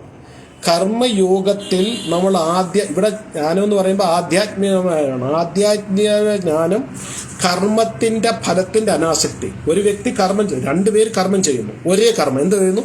വിറക് വെട്ടുന്നു 2 പേര്. ഒരാളുടെ ചിന്ത എന്ന് പറഞ്ഞു കഴിഞ്ഞാൽ എനിക്ക് ഈ വിറക് കിട്ടുമ്പം 500 രൂപ കിട്ടും, 500 കൊണ്ട് ഞാൻ ഇത് ചെയ്യും, അത് ചെയ്യും, മറ്റേ ചെയ്യും, മറിച്ച് ചെയ്യും. ഇത് കർമ്മമാണ്. കർമ്മയോഗി എന്താണ്? എനിക്ക് പ്രകൃതി തന്നിരിക്കുന്ന ഒരു ജോലി ഇതാണ്, ഈ കർമ്മം എനിക്ക് ചെയ്യണം, അതിന്റെ ഫലം എന്താണെന്ന് നോക്കുന്നില്ല. എന്റെ ഉത്തരവാദിത്തം ഈ വിറക് വെട്ടി വൃത്തിയാക്കി വെക്കുക, ഫലത്തെക്കുറിച്ച് ചിന്തിക്കുന്നില്ല. അത് കർമ്മയോഗിയാണ്. അപ്പൊ കർമ്മം ചെയ്യുന്ന വ്യക്തിയായി കർമ്മയോഗി. ഈ കർമ്മത്തിനെ നമ്മൾ വിടുക. ആദ്യം പറഞ്ഞ ആ കൂട്ടരെ നമ്മൾ വിടുക, അവർ ആധ്യാത്മിക. ഇനി കർമ്മയോഗിയെ പിടിക്കാം. ഈ കർമ്മയോഗിയുടെ ഉള്ളിൽ അനാസക്തി വരുന്നു. എന്ത്? എനിക്ക് പൈസ കിട്ടുമ്പോൾ ഞാൻ ഇത് ചെയ്യണം, അത് ചെയ്യണം. ആ ആസക്തി അത് വിട്ടു. അതിനോടൊപ്പം ആധ്യാത്മിക അറിവും കൂടെ പകരുന്നു. കർമ്മം ചെയ്യുന്നതിനോടൊപ്പം കർമ്മയോഗി ആധ്യാത്മികമായ ജ്ഞാനം കൂടെ അതിനകത്ത് ചേർത്ത് ആസക്തി ഇല്ലാത്ത ജീവിതം നയിക്കുമ്പോൾ അവൻ ജ്ഞാനയോഗിയായി, കർമ്മയോഗിയിൽ നിന്നും ജ്ഞാനയോഗിയായി മാറും. ഇത് 2 വ്യത്യസ്തമായ ലെവലുകളാണ്. ലക്ഷ്യവും മാർഗവും ഒന്ന് തന്നെയാണ്. 2 പേർക്കും ആത്യന്തിക ലക്ഷ്യം എന്ന് പറഞ്ഞു കഴിഞ്ഞാൽ ഭഗവാന്റെ പാതാരവിന്ദങ്ങളിൽ അഭയം വേണം. അപ്പൊ അതാണ് ഭഗവാൻ പറഞ്ഞത്, അർജുന ഇത് വ്യത്യസ്ത മാർഗമല്ല, ഒരേ മാർഗത്തിന്റെ വ്യത്യസ്ത ലെവലാണ്. മാർഗം എന്തുവാണ്? ഭഗവാന്റെ അഭയം, കൃഷ്ണന്റെ അഭയം വേണം. 2 ലെവൽ, ഒന്ന് കർമ്മയോഗിയുടെ ലെവലും ഒന്ന് ജ്ഞാനയോഗിയുടെ ലെവലും. 2 പേരും കൃഷ്ണന്റെ പാതാരവിന്ദങ്ങളിൽ അഭയം പ്രാപിക്കും. പക്ഷെ 2 വ്യത്യസ്തമായ ഡെസ്റ്റിനേഷൻ ആയിരിക്കും. ഭഗവാൻ തന്നെ പിന്നീട് ഭഗവാൻ പറയുന്നത്, അർജുന നിന്റെ ചിന്തകൾ, നിന്റെ ചായ്വ് കൂടുതലും സന്യാസത്തോടാണ്. അപ്പൊ നീ നിന്റെ കർത്തവ്യത്തിൽ നിന്ന് ഒളിച്ചോടാൻ ശ്രമിക്കുകയാണ്. അർജുൻ നേരത്തെ 2ാമത്തെ അധ്യായം നമ്മൾ കണ്ടു, യുദ്ധം വേണ്ട, ഞാൻ ഭിക്ഷ അയച്ചോളാം, അല്ലെങ്കിൽ ഞാൻ സന്യസിച്ചോളാം എന്നൊക്കെ പറഞ്ഞു. അതാണ് ഭഗവാൻ ഇപ്പൊ ഇവിടെ പണി കൊടുക്കുന്നത്. ഭഗവാൻ പറഞ്ഞു നിന്റെ ഒരു ചായ്വ്, നിന്റെ മനസ്സിന്റെ ചായ്വ് എന്ന് പറഞ്ഞു കഴിഞ്ഞാൽ കർത്തവ്യം ചെയ്യാനല്ല. നിന്റെ ഈ ചോദ്യങ്ങളും നിന്റെ ഈ ബോഡി ലാംഗ്വേജ് ഒക്കെ കാണുമ്പോൾ എനിക്ക് തോന്നുന്നു നിന്റെ കൂടുതൽ ചായ്വ് എന്ന് പറഞ്ഞാൽ സന്യാസത്തിനോടാണ്. അപ്പൊ ഭഗവാൻ പറയുന്നത്, അതായത് നീ നിന്റെ കർത്തവ്യത്തിൽ നിന്ന് ഒളിച്ചോടാൻ ശ്രമിക്കുകയാണ്. അർജുന കർത്തവ്യം എന്തുവാ? യുദ്ധം ചെയ്യുക എന്നുള്ളതാണ്. ആ യുദ്ധം ചെയ്യേണ്ട കർത്തവ്യത്തിൽ നീ ഒളിച്ചോടാൻ ശ്രമിക്കുന്നു. അതായത് മനസ്സിന് പക്വത വരുന്നതിന് മുമ്പ് സന്യാസം സ്വീകരിക്കുന്നതിലുണ്ടാകുന്ന പരിണാമം എന്തായിരിക്കുമെന്ന് ഇനിയും ഭഗവാൻ പറയുന്നു. ഞാൻ പറഞ്ഞുതരാം. സന്യാസം ഞാൻ പറഞ്ഞു ഇവിടെ കലിയുഗത്തിൽ നിഷിദ്ധമാണ്. പക്ഷെ ഒരുപാട് ആൾക്കാർ സന്യാസം സ്വീകരിക്കുന്നുണ്ട്. സന്യാസം എല്ലായിടത്തും ഉണ്ട്. പക്ഷെ അത് പറഞ്ഞിട്ടില്ല. അപ്പം എൻ്റെ ഗുരു മഹാരാജ് തന്നെ, ഈ പ്രായം സന്യാസത്തിൻ്റെ ഒരു മാനദണ്ഡമല്ല. എൻ്റെ ഗുരു മഹാരാജ് 22ാമത്തെ വയസ്സിലാണ് സന്യാസം സ്വീകരിച്ചത്. ഇന്ന് അദ്ദേഹത്തിന് 76 വയസ്സുണ്ട്. 60,000-ത്തിനടുത്ത് ശിഷ്യന്മാരുണ്ട്. അപ്പം സന്യാസം പലരും എടുക്കുന്നുണ്ട്. അപ്പം പലരും ജീവിത പ്രയാസങ്ങൾ ബുദ്ധിമുട്ടുമ്പോൾ, ജീവിതത്തിൽ ഒരുപാട് പ്രയാസം വരുമ്പം ആ പ്രയാസങ്ങളിൽ നിന്നും മോചനം കിട്ടാൻ വേണ്ടി അപക്വമായ മനസ്സ്, അപക്വം എന്ന് പറഞ്ഞാൽ പക്വതയില്ലാത്ത മനസ്സുകൊണ്ട് സന്യാസം സ്വീകരിക്കും. അങ്ങനെയുള്ളവരാണ് ആ സന്യാസ ജീവിത യാത്രയിൽ പലപ്പോഴും പതറിപ്പോകുന്നത്. നമ്മൾ സോഷ്യൽ മീഡിയയിലും ടെലിവിഷനിലും ന്യൂസിലൊക്കെ കാണുന്നുണ്ട്, ആ സന്യാസി ഈ സ്ത്രീയുടെ കൂടെ പിടിച്ചു, ആ സന്യാസി ഇങ്ങനെ ചെയ്തു. അതെന്തുവാണ്? അപക്വമായ സമയത്ത് അപക്വമായ മനസ്സോടുകൂടി ആവശ്യമില്ലാതെ സന്യാസം സ്വീകരിച്ചു. ആവശ്യമില്ല എന്ന് പറഞ്ഞു കഴിഞ്ഞാൽ ഭൗതികമായ ഉത്തരവാദിത്തത്തിൽ നിന്ന് ഒളിച്ചോടാൻ വേണ്ടി സന്യാസം സ്വീകരിച്ചു. ഒരിക്കൽ ഒരു വലിയ ഗുരുവിൻ്റെ അടുക്കൽ ഒരു വ്യക്തി എന്നിട്ട് പറഞ്ഞു, ഗുരു, ഒരാഴ്ച മുമ്പ് എൻ്റെ ഭാര്യ മരിച്ചുപോയി. ഞാൻ ഒരു തുള്ളി കണ്ണീർ എൻ്റെ കണ്ണിൽ നിന്ന് വന്നില്ല. എനിക്ക് എൻ്റെ ഭാര്യയായിട്ട് യാതൊരുവിധ ആസക്തി, എനിക്ക് ഭൗതികമായി യാതൊരു ആസക്തിയില്ല. അതുകൊണ്ട് എനിക്ക് സന്യാസം തരണം എന്ന് പറഞ്ഞു. ഗുരു പറഞ്ഞു, മോനെ എനിക്കിതുവരെ പക്വതയായിട്ടില്ല, നീ പോയിട്ട് കുറേ വർഷങ്ങൾക്ക് ശേഷം തിരിച്ചു വരാൻ പറഞ്ഞു. അയാൾ വളരെ നിരാശനായിട്ട് തിരിച്ചു പോയി. അടുത്ത ദിവസം വേറൊരു വ്യക്തി വന്നു. എന്നിട്ട് പറഞ്ഞു, ഗുരു, ഒരാഴ്ച മുമ്പ് എൻ്റെ ഭാര്യ മരിച്ചുപോയി. എനിക്ക് ദുഃഖം സഹിക്കാൻ പറ്റുന്നില്ല. എൻ്റെ ദുഃഖം അണപൊട്ടി ഒഴുകാണ്. കരഞ്ഞ് കരഞ്ഞ് ഞാൻ മടുത്തു. എനിക്കിനി ഈ ഭൗതിക ജീവിതം വേണ്ട, എനിക്ക് സന്യാസിയാകണം. ഗുരു പറഞ്ഞു, നീ എൻ്റെ ആശ്രമത്തിൽ കയറിക്കും, നിന്നെ ഞാൻ സന്യാസിയാക്കാമെന്ന് പറഞ്ഞു. അപ്പം ഇത് കേട്ട ശിഷ്യന്മാർക്കൊരു സംശയം തോന്നി. ശിഷ്യൻ പറഞ്ഞു, ഗുരു, ആദ്യം വന്ന ആൾ വളരെ വിരക്തനായിരുന്നു, ഭൗതികമായി യാതൊരു ആസക്തിയും ഇല്ലായിരുന്നു. ആ വ്യക്തിക്ക് സന്യാസം കൊടുത്തില്ല. ഇയാൾ ഭാര്യയോട് ഇത്ര ആസക്തിയുണ്ട്, ഇത്രയും ഭൗതികമായ ആസക്തിയുള്ളവർക്ക് സന്യാസം കൊടുക്കാന്ന് പറഞ്ഞു. എൻ്റെ ഫണ്ട് എന്താ എനിക്ക് മനസ്സിലായി, ഞങ്ങൾക്ക് മനസ്സിലായില്ല എന്ന് പറഞ്ഞിട്ട് ഗുരു പറഞ്ഞു, ആദ്യം വന്നവന് ഇമോഷണൽ അല്ല, അവൻ്റെ ഉള്ളിൽ ഇമോഷനില്ല. രണ്ടാമത്തവന് ഇമോഷണൽ ഉണ്ട്, അവൻ്റെ ഇമോഷൻ ഒന്ന് ട്യൂൺ ചെയ്താൽ മതി. ആ ഇമോഷൻ നമ്മൾ കൃഷ്ണനിലോട്ട് തിരിച്ചു വിട്ടാൽ മതി. ഭക്തി എന്ന് പറഞ്ഞാൽ ഇമോഷണലാണ്. ഭഗവത് ഭക്തി, കൃഷ്ണഭക്തി എന്ന് പറഞ്ഞാൽ പ്രേമമാണ്. കൃഷ്ണനെ പ്രേമിക്കുകയാണ്, കൃഷ്ണനെ സ്നേഹിക്കുകയാണ്. മാതാപിതാക്കളായിട്ട് സ്നേഹിക്കാം, സുഹൃത്തായിട്ട് സ്നേഹിക്കാം, കാമുകനായിട്ട് സ്നേഹിക്കാം, ഭർത്താവായിട്ട് സ്നേഹിക്കാം, സുഹൃത്തായിട്ട്. എങ്ങനെയുണ്ട് ഭഗവാൻ കൃഷ്ണ വേണ്ടത്? നമ്മളുടെ പ്രേമമാണ് വേണ്ടത്. ആ പ്രേമം അനുഭവിക്കാൻ വേണ്ടിയാണ് നന്ദയശോദരുടെ മകനായിട്ട് വന്നത്. ആ പ്രേമം ഭക്തിയിൽ നമ്മൾ അലിച്ച് ചേർത്ത് കൃഷ്ണന് കൊടുക്കുമ്പോഴാണ് കൃഷ്ണൻ സന്തുഷ്ടനാകുന്നത്. അപ്പൊ ഇമോഷനാണ് ഭക്തി എന്ന് പറയുന്നത്, ഇമോഷനാണ്. അതായത് ഒരു ഭഗവാൻ, ചില മതങ്ങളിൽ പറയുന്ന ഒരു ഭഗവാൻ ഓരോരുത്തിരിക്കുന്ന ഒരു വടിയും കൊണ്ടിരിക്കുകയാണ്, നീ ഈ തെറ്റിയത് ഒരടി ചന്തിക്കും, നരകത്തിലോട്ട് പോടാ, ചെയ്തില്ലെങ്കിൽ ഒരു തട്ടിങ്ങോട്ട് സ്വർഗത്തിൽ പോടാ. അങ്ങനെയല്ല ഭഗവാൻ. കർമ്മത്തിന്റെ ഫലം അവർ അനുഭവിക്കാതെ ഓരോരുത്തരും അനുഭവിച്ചുകൊണ്ടിരിക്കും. പക്ഷെ കൃഷ്ണ ഭക്തി എന്ന് പറഞ്ഞു കഴിഞ്ഞാൽ കൃഷ്ണ പ്രേമമാണ്. കൃഷ്ണഭക്തിയുടെ അത്യുന്നത എന്ന് പറഞ്ഞാൽ പിന്നെ കൃഷ്ണപ്രേമമാണ്. ഇപ്പം നമ്മളൊക്കെ ഭക്തി എന്ന് പറഞ്ഞാൽ കൃഷ്ണപ്രേമത്തിന് വേണ്ടി. മുക്തിയോ മോക്ഷമോ അല്ല. നിങ്ങൾ നമ്മളെ ഭൂമിയിൽ വിട്ടോ, സ്വർഗത്തിൽ വിട്ടോ, നരകത്തിൽ വിട്ടോ, ഏത് ഗ്രഹത്തിൽ വിട്ടോ, വൈകുണ്ഠത്തിൽ വിട്ടോ, വി ഡോണ്ട് കെയർ. നമ്മുടെ ഉള്ളിൽ കൃഷ്ണഭക്തി ഉണ്ടായിരിക്കണം, നമ്മുടെ ഉള്ളിൽ കൃഷ്ണപ്രേമം വേണം. കൃഷ്ണന്റെ പ്രേമം നമുക്ക് വേണം, നമ്മൾ കൃഷ്ണനെ പ്രേമിക്കുകയും വേണം. പ്രേമം വൺ വേ ട്രാഫിക് അല്ല, രണ്ടു വിധത്തിലും അങ്ങോട്ടും ഇങ്ങോട്ടുള്ളതാണ്. അപ്പൊ ഈ കൃഷ്ണപ്രേമം കിട്ടിയാൽ നമുക്ക് എവിടെ വിട്ടാലും നമ്മളെ കുഴപ്പമില്ല. അത് സന്യാസമായിക്കോട്ടെ, ഗൃഹസ്ഥമായിട്ട്, വാനപ്രസ്ഥമായിക്കോട്ടെ, എന്തായാലും ശരി, നമുക്ക് വേണ്ടത് കൃഷ്ണപ്രേമമാണ്. ആ പ്രേമം ലഭിച്ചു കഴിഞ്ഞാൽ പിന്നെ നമുക്ക് വേറെ ഒന്നും ആവശ്യമില്ല. പിന്നെ ഈ എന്താ പറയുന്നത്, മോക്ഷവും മുക്തിയൊക്കെ അതിങ്ങനെ ബോണസായിട്ട് കിട്ടിക്കൊണ്ടിരിക്കും, വന്നുകൊണ്ടിരിക്കും. അതിനുവേണ്ടി നമ്മൾ പ്രവർത്തിക്കേണ്ട യാതൊരു കാര്യവുമില്ല. ചില സാധുക്കളൊക്കെ എത്രയോ ജന്മങ്ങൾ തപസ്സനുഷ്ഠിക്കുന്ന മുക്തി മോക്ഷത്തിന് വേണ്ടി. കൃഷ്ണഭക്തിയിൽ അതിനു വേണ്ടിയിട്ട് ആരും പ്രയത്നിക്കേണ്ട ആവശ്യമില്ല. അത് ബൈ പ്രൊഡക്റ്റാണ്. നിങ്ങൾ നാമം ജപിക്കുകയാണ് 4 നിയമങ്ങൾ: നോ മീറ്റ് ഈറ്റിംഗ്, നോ ഇൻറ്റോക്സിക്കേഷൻ, ലഹരി ഉപയോഗിക്കാതിരിക്കുക, ഭാര്യാഭർത്തൃ ബന്ധത്തിലല്ലാതെ സ്ത്രീ പുരുഷ ബന്ധം പാടില്ല, ചൂതുകളി. ഈ 4 നിയമം വെച്ച് 16 മാല 16 മാലയും ജപിച്ച് ഹരേ കൃഷ്ണ മഹാമന്ത്രത്തിന്റെ 16 മാലയും ജപിച്ച് ഇങ്ങനെയുള്ള കേൾക്കുകയും വായിക്കുകയും ചെയ്ത് കഴിഞ്ഞാൽ മോക്ഷം തന്നെ വരും. ഈ ജന്മത്തിൽ വന്നില്ല, അടുത്ത ജന്മത്തിൽ വരും. എവിടെ പോകാനാ? എവിടെ പോകും? വന്നേ പറ്റൂ. ചിലപ്പോൾ 1-2 ജന്മം കൂടുതൽ എടുക്കുമായിരിക്കും, പക്ഷെ വന്നേ പറ്റൂ. പക്ഷെ നമുക്കതല്ല, ഇവിടെ കൃഷ്ണ പ്രേമമാണ് വേണ്ടത്. അപ്പോൾ പലരും ജീവിതത്തെ എല്ലാം മടുത്തു. ഭാര്യയെ കൊണ്ട് മടുത്തു, ഭർത്താവിനെ കൊണ്ട് മടുത്തു, മക്കളെ കൊണ്ട് മടുത്തു, EMI കൊണ്ട് മടുത്തു. ഇനിയും നമുക്ക് എല്ലാം ഒരു സന്യാസി പോകാം. അതല്ല സന്യാസം. ജീവിതത്തിൽ ഒളിച്ചോടാൻ, ശ്രീനിവാസന്റെ ഏതൊരു പിക്ചറുണ്ട്. അപ്പം ജീവിതത്തിൽ ഒളിച്ചോടാനുള്ള സന്യാസം, അതാണ് ഭഗവാനോട് പറയുന്നത്. അപ്പം ഇപ്രകാരം നമ്മൾ എപ്പോഴും എന്തെങ്കിലും ഇങ്ങനെയുള്ള കാര്യങ്ങളെക്കുറിച്ച് നമ്മൾ കൂടുതൽ ചിന്തിക്കുമ്പം നമുക്ക് ആത്മീയമായ അറിവിന് വേണ്ടിയിട്ട് ആ ചിന്തകളെ ഡൈവേർട്ട് ചെയ്യണം. എന്താണ് സന്യാസം, എന്താണ് ഗൃഹസ്ഥം? അപ്പോൾ നമ്മൾ ഏറ്റവും കൂടുതൽ സംസാരിക്കുന്നത് ഇതിനെക്കുറിച്ച് തന്നെയാണ്. എന്താണ് ആരെങ്കിലും ഉപേക്ഷിക്കുന്നതിനെ കുറിച്ചാണ്, കൂടുതലും ബുദ്ധിമുട്ടിനെ കുറിച്ചാണ് സംസാരിക്കുന്നത്. പക്ഷെ അതിൻ്റെ സൊല്യൂഷൻ എന്താണെന്നതിനെ കുറിച്ച് നമ്മൾ ചിന്തിക്കില്ല. അതാണ് അഹം ബ്രഹ്മാസ്മി എന്ന് പറഞ്ഞു കഴിഞ്ഞാൽ, ഞാൻ ആരാണ്, ഞാൻ എന്തിനിവിടെ വന്നു, എന്താണ്. ബുദ്ധന്റെ ചോദ്യം എന്തായിരുന്നു? ബുദ്ധൻ ഒരു ശവം കൊണ്ടുവന്നിട്ട് ചോദിച്ചത് എന്താണ് സംഭവിക്കുന്നത്, അതോടെ മരിച്ചത്, എന്താണ് മരണം, ആ മരിച്ചവർ എങ്ങോട്ടാണ് പോകുന്നത്, നാളെ ഞാൻ മരിക്കില്ലേ, അപ്പം ഞാൻ എങ്ങോട്ട് പോകും? ഞാൻ ഈ TV കണ്ട് വാട്സാപ്പും കളിച്ച് ഇന്നും 60-70 വയസ്സുള്ളവരൊക്കെ ഇരുന്നിട്ട് സീരിയൽ കണ്ടുകൊണ്ടിരിക്കുന്നത് കാണുമ്പോൾ സത്യം പറഞ്ഞാൽ വിഷമം വരും.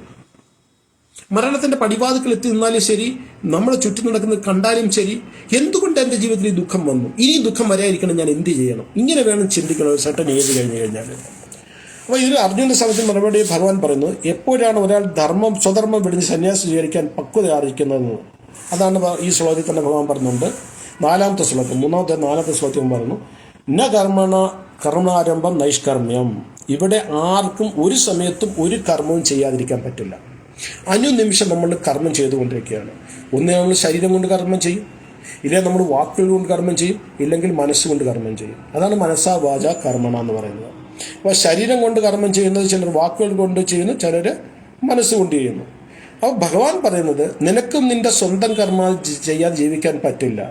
നീ കർമ്മം ചെയ്യില്ല എന്ന് വിചാരിച്ചാലും ശരി, ജീവിത സാഹചര്യം നിന്നെ കൊണ്ട് നിന്റെ കർമ്മം ചെയ്യിക്കും. അർജുനൻ പറഞ്ഞായിരുന്നു, ഞാൻ സന്യാസം എടുക്കാം, അല്ലെങ്കിൽ ഈ ഭൗതിക ജീവിതം ഉപേക്ഷിക്കാമെന്ന്. സന്യാസികൾ ഭിക്ഷ യാചിച്ച് വേണം ജീവിക്കേണ്ടത്. സന്യാസികൾ എന്തുകൊണ്ടാണ് ഭിക്ഷ യാചിക്കാൻ പറഞ്ഞിട്ടുള്ളത്? അതിന് 2 കാരണങ്ങളാണ് പറയുന്നത്. ഒന്ന്, നമ്മളൊരു സന്യാസിക്ക് ഭിക്ഷ കൊടുക്കുമ്പം, നമ്മൾ ഗൃഹസ്ഥാശ്രമത്തിൽ ഒരു സന്യാസിക്ക് ഭിക്ഷ കൊടുക്കുമ്പം, ആ സന്യാസി യഥാർത്ഥ സന്യാസിയാണെങ്കിൽ നമ്മൾ വലിയൊരു സത്കർമ്മമാണ് ചെയ്യുന്നത്, അതിൻ്റെ ഫലം നമുക്ക് കിട്ടും.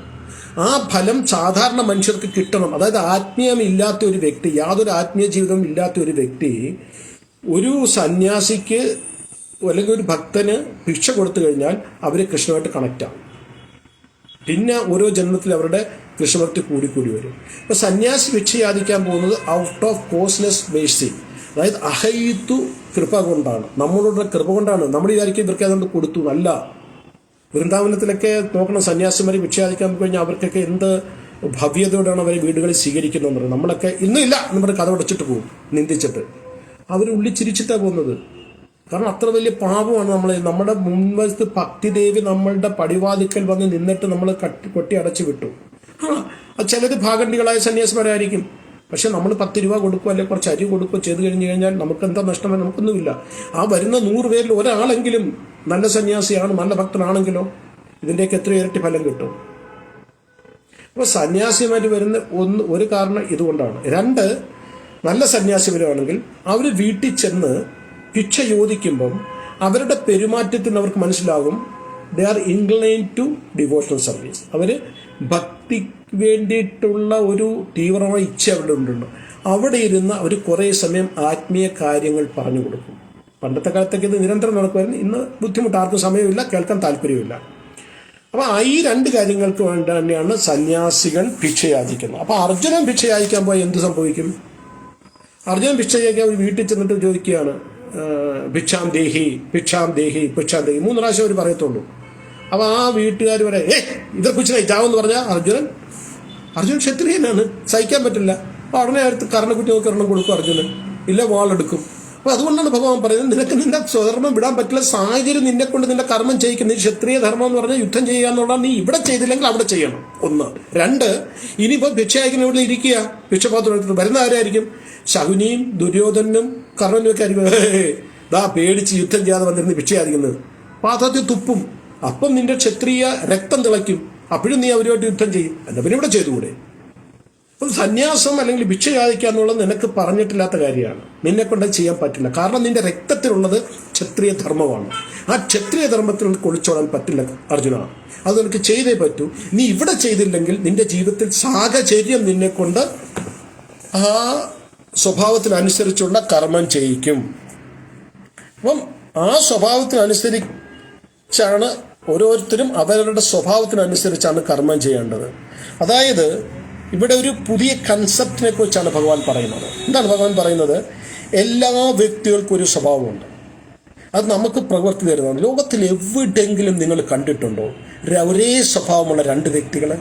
ഒരമ്മയുടെ വയറ്റിൽ ജനിച്ച 2 സഹോദരങ്ങളാണെങ്കിൽ 2 തരം സ്വഭാവമായിരിക്കും. ഇരട്ട പ്രസവിച്ച കുട്ടികളാണെങ്കിൽ 2 തരം സ്വഭാവമായിരിക്കും. അപ്പം നമ്മളുടെ കഴിഞ്ഞ ജന്മങ്ങളിലെ വാസന അനുസരിച്ച്, ആ കർമ്മങ്ങളുടെ ഫലം അനുസരിച്ച് നമ്മൾ ചുമന്നുകൊണ്ടുവരുന്ന നമ്മളുടെ മനസ്സിലുള്ള ആ സ്വഭാവങ്ങളെ എല്ലാം കൂടെ സമന്വയിപ്പിച്ചുകൊണ്ട് പ്രകൃതി നമുക്കൊരു സ്വഭാവം തരുന്നു. ആ സ്വഭാവം അനുസരിച്ച് വേണം നമ്മൾ സ്വഭാവം മാറും. അതായത് തെറ്റായ സ്വഭാവമാണെങ്കിൽ നമ്മൾ മാറും. നമ്മളുടെ പരത്തിലുള്ള സ്വഭാവങ്ങൾ മാറിയിരിക്കുന്നു. സാഹചര്യത്തിനനുസരിച്ച്, പ്രായത്തിനനുസരിച്ച് നമ്മളുടെ സ്വഭാവം മാറും. പക്ഷെ ആ സ്വഭാവം എല്ലാവരുടെയും വ്യത്യസ്തമാണ്, ഒരിക്കലും ഒരുപോലെ ആകില്ല. ആ സ്വഭാവത്തിനനുസരിച്ചാണ് നമ്മൾ പ്രവർത്തിക്കേണ്ടത്. അത് വേറൊരു വിധത്തിൽ പറഞ്ഞു കഴിഞ്ഞാൽ ആ സ്വഭാവമാണ് നമ്മളെ കൊണ്ട് കർമ്മം ചെയ്യിക്കുന്നത്, അല്ലെ കർത്തവ്യം ചെയ്യിക്കുന്നത്. അതായത് ഇപ്പം കഴിഞ്ഞ കുറേ ജന്മത്തിലെ കർമ്മം അല്ലെങ്കിൽ സ്വഭാവം അക്യുമുലേറ്റ് ചെയ്തെന്നൊരു വ്യക്തി, അവൻ്റെ ഉള്ളിൽ മോഷ്ടിക്കാനുള്ള തീവ്രതയാണെങ്കിൽ അതൊരു മോഷണമായിട്ട് മാറും, സ്വാഭാവികമാണ്. പക്ഷെ ആ മോഷ്ടിക്കേണ്ട സ്വഭാവം അവന് മാറ്റാൻ കഴിയും. സാഹചര്യമനുസരിച്ച്, ആത്മീയ ഉപദേശമനുസരിച്ച്, സാഹചര്യങ്ങളനുസരിച്ച് ആ സ്വഭാവത്തിന് മാറ്റാൻ കഴിയും. അപ്പോൾ അർജുൻ്റെ ആശയും ഭഗവാന്റെ ആശയവും തമ്മിലുള്ള വ്യത്യാസം നമ്മൾ മനസ്സിലാക്കണം. അർജുൻ ചിന്തിക്കുന്നത് എല്ലാ പ്രവൃത്തികൾക്കും ഒരു ഫലമുണ്ട്, എല്ലാ പ്രവൃത്തികൾക്കും ഒരു ഫലമുണ്ട്. അപ്പോൾ ഇവിടെ അത് നല്ലതാകാം, ചീത്തയാകാം. ആ ഫലം എന്തായാലും അത് അനുഭവിക്കണം. നമ്മൾ ഈ ഭൗതിക ലോകത്തിൽ വന്നിട്ടല്ലേ അനുഭവിക്കാൻ പറ്റൂ, വേറെ എവിടെയും പോയിട്ട് അനുഭവിക്കാൻ പറ്റില്ല. ഭൗതിക ലോകത്തിൽ നമ്മൾ, ഭൗതിക ലോകം എന്ന് പറയുമ്പോൾ ഭൂമി മാത്രമല്ല, താഴോട്ടുള്ള ലോകങ്ങളും മുകളിലോട്ടുള്ള ലോകങ്ങളും സ്വർഗീയങ്ങളും എല്ലാം ഉണ്ട്. ഇവിടേക്ക് ഓരോരുത്തരും പോകുന്ന അവരുടെ കർമ്മഫലം അനുസരിച്ചാണ്. അപ്പം ഞാൻ യുദ്ധം ചെയ്ത് കഴിഞ്ഞാൽ അതിനൊരു ഫലമുണ്ട്. അത് നല്ലതാകാം, ചീത്തയാകുന്നത് വേറൊരു ഇഷ്യൂ. അത് നല്ലതായാലും ചീത്തയായാലും ഞാനല്ലേ അനുഭവിക്കേണ്ടത്. അപ്പോൾ ഈ ഭൗതിക ലോകത്ത് അതിനുവേണ്ടി വരണം, അത് ബന്ധനത്തിന് കാരണമാകും, ഭൗതിക ബന്ധനത്തിന് കാരണമാകും. എന്നാൽ പിന്നെ ഒരു കർമ്മവും ചെയ്യാതിരുന്നാലോ? നോക്ക്, മനസ്സിലാക്കുക, ഏത് കർമ്മം ചെയ്താലും ഒരു ഫലം. നിങ്ങൾ ഒരു ഭിക്ഷക്കാരന് ആഹാരം കൊടുക്കുന്നു, പൈസ കൊടുക്കാൻ ഞാൻ ഒരിക്കലും പറയില്ല, അതുകൊണ്ടാണ് ആഹാരം കൊടുക്കാൻ പറഞ്ഞത്. അവർ ആ പൈസ കൊണ്ടുവന്ന് മദ്യപിക്കുകയോ സിഗരറ്റ് വലിക്കുകയോ കള്ളു കുടിക്കുകയോ അതിൻ്റെ ഫലം നമ്മൾ അനുഭവിക്കണം.